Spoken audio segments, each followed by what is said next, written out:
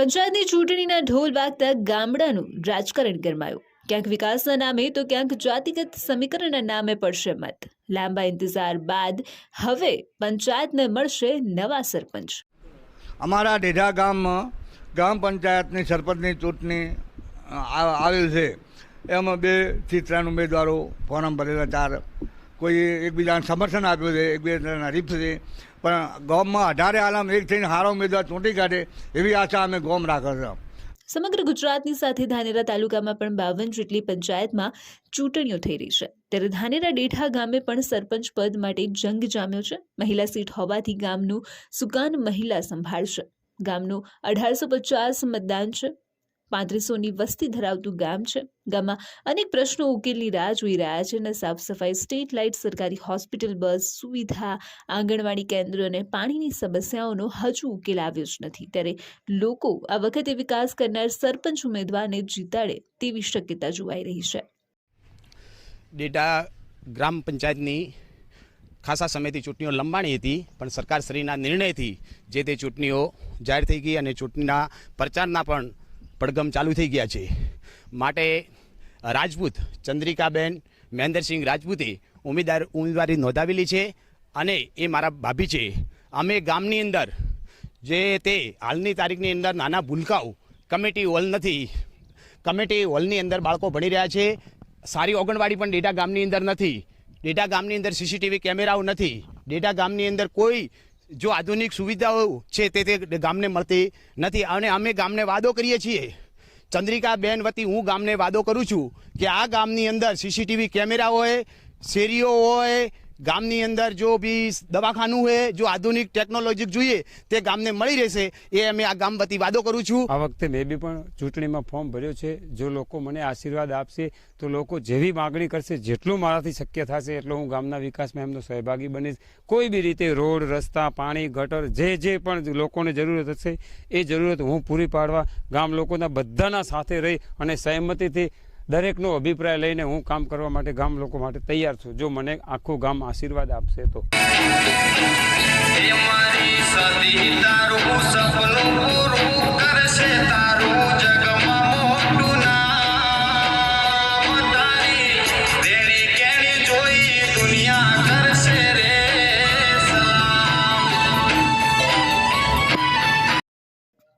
ડેઢા ગામે 4 ઉમેદવાર વચ્ચે જંગ જામ્યો છે. મેનાબેન મગનભાઈ દેસાઈ, ચંદ્રિકાબેન મહેન્દ્રસિંહ રાજપૂત તેમજ પૂર્વ સરપંચના પત્ની આનંદુબેન ગમનભાઈ પટેલ વચ્ચે જંગ જામ્યો છે. ત્યારે ડેઢા ગામે રાજકીય ગરમાવો પણ જોવા મળી રહ્યો છે.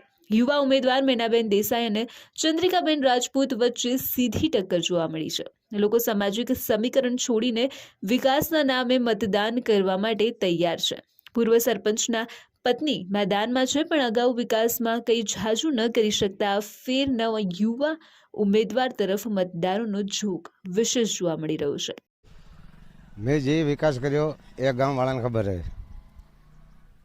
મેં જેટલો વિકાસ કર્યો એ ગામમાં શું હતું અને કેટલો વિકાસ છે એ વસ્તી જણાય. અને બાકી જે વિકાસ થાય જે જરૂરી છે એ હું કરવા તૈયાર હું. ચોક્કસથી તમે જો કહો છો કે તમે વિકાસ કર્યો છે તો ગામમાં પ્રાથમિક સુવિધા નથી, સરકારી હોસ્પિટલ નથી, ગામમાં સરકારી બસ નથી આવતી, ગટરની વ્યવસ્થા નથી, સ્ટ્રીટ લાઇટો નથી, અને વિકાસની કઈ પરિભાષામાં સમજો? તમે હોસ્પિટલની વાત કરો, હોસ્પિટલની ગામમાં જગ્યા જ નથી. ગામમાં હવે જગ્યા ખુલ્લી છે. પહેલાં જૂની શાળા હતી એ જગ્યાએ શાળા મને જગ્યા ખુલ્લી હતી, એ જગ્યાએ દવાખાનું અને જગ્યા સ્કૂલ બનાવી એ ઝઘડા કરીને કેસ કરીને લીધી. જગ્યા વગર તો હોસ્પિટલ બનાવીને હવે જગ્યા તે હવે હોસ્પિટલની જે સુવિધા છે એ કરવાની મારી ફરજ છે. ચોક્કસથી બીજી વાત કરવામાં આવે તો ગામમાં સરકારી બસ પણ નથી આવતી. સરકારી બસ તમે બાળકો અમુક શહેરા રવિયા ભણતા હોય, અમુક ધાનેરા ભણતા હોય, અમુક રોણી ભણતા હોય. એક જગ્યાએ સ્થાયી કોઈ છે નહીં એટલે આ બધું નજીકમાં આ રીતે મૂકીને લાવે જીપો ને ભાટક. હું તમારી જોડે એ જાણવાની કોશિશ કરી કે આપે આ બાબતની રજૂઆત કરી હતી ગુજરાત સરકારને, એસટી ડેપોને, કે ભાઈ અમારા ગામમાં બસ કેમ નથી આપવામાં આવતી? ના સાહેબ, એ રજૂઆત કરી જ નહીં. ચોક્કસથી બીજી વાત કરવામાં આવે તો ગાડીમાં જે અહીંયા ગટર લાઈન છે, ગટર લાઈનનો પ્રશ્ન છે, પછી રસ્તાઓનો પ્રશ્ન છે, ચારે બાજુ લગભગ ગંદકી છે, સાફ સફાઈનો પ્રશ્ન છે, સ્ટ્રીટ લાઇટનો પ્રશ્ન. ગુજરાત સરકાર દ્વારા ઘણી બધી સહાય આપવામાં આવતી હતી, ત્યારે આ ગામમાં કેમ નહીં? સાહેબ બધી સુવિધા પણ શું 3.5 વર્ષથી હાલ વહીવટદારે એટલે વહીવટદારે જે કરવું હોય સહી કરીને મારા પાસે હાલ હોદ્દો નહોતો એટલે ગંદકી એના હિસાબે ગંદકી પહેલાં હું હતો એટલે ગંદકી હતી જ નહીં. હવે વહીવટદાર હોઉં તો એ લોકો એમની રીતે ધોનારે બેન સહી કરીને જે કરવું એ કરી નાખે. ચોક્કસ રીતે હું તમારી જોડે બીજી જાણવાની કોશિશ કરીશ કે આપ હવે કેવા વાયદા કરો છો અને લોકોને શું કહી રહ્યા છો?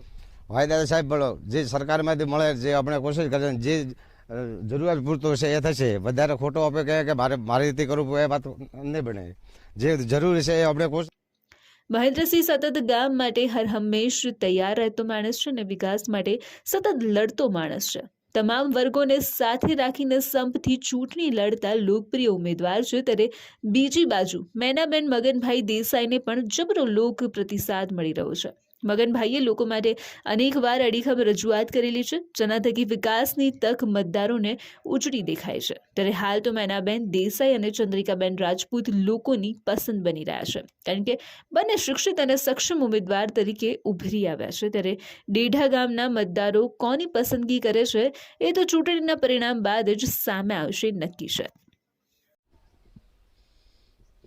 આવનારી 22 તારીખના રોજ જે ગ્રામ પંચાયતની સરપંચ પદ તેમજ વોર્ડના સભ્યપદની ચૂંટણી આવી રહી છે, એમાં સૌ સાથે મળી અને સૌ દરેક પ્રકારના નાત જાત ભૂલી, મારો વાલો દવલો બધું ભૂલી યોગ્ય ઉમેદવારને પસંદ કરી અને જે યોગ્ય છે કે આપણા ગામમાં આ જ વ્યક્તિ વિકાસ કરી શકે, આ વ્યક્તિ કંઈક કરશે, આ વ્યક્તિ આપણા પ્રશ્નોનો અવાજ ઉઠાવશે, એવા વ્યક્તિને ચૂંટશું તો જ આપણા ગામનો વિકાસ થઈ શકશે.